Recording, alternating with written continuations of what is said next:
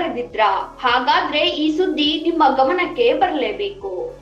June 2026ರ UGC NET ಪರೀಕ್ಷೆಯ ಕೆಲವು ಪತ್ರಿಕೆಗಳಿಗೆ ಮರು ಪರೀಕ್ಷೆ ನಡೆಸಲು ಎನ್ಟಿಎ ಆದೇಶಿಸಿದೆ.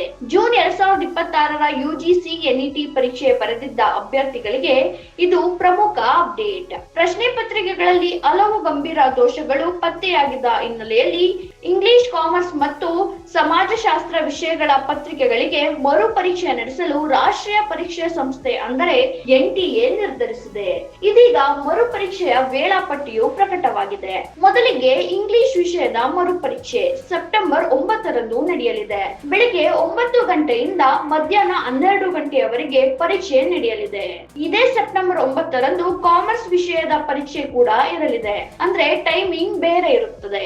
ಮಧ್ಯಾಹ್ನ 3 ಗಂಟೆಯಿಂದ ಸಂಜೆ 6 ಗಂಟೆಯವರೆಗೆ ಕಾಮರ್ಸ್ ಪರೀಕ್ಷೆ ನಡೆಯಲಿದೆ. ಇನ್ನು ಸಮಾಜಶಾಸ್ತ್ರ ಅಭ್ಯರ್ಥಿಗಳಿಗೆ ಸೆಪ್ಟೆಂಬರ್ 10ರಂದು ಪರೀಕ್ಷೆ ಫಿಕ್ಸ್ ಆಗಿದೆ.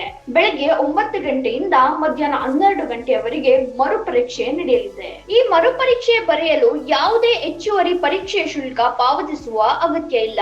ಹೀಗಾಗಿ ಅಭ್ಯರ್ಥಿಗಳು ಅಧಿಕೃತ ಅಪ್ಡೇಟ್ಗಳ ಮೇಲೆ ಗಮನ ಇರಿಸಿಕೊಳ್ಳುವುದು ಬಹಳ ಮುಖ್ಯ.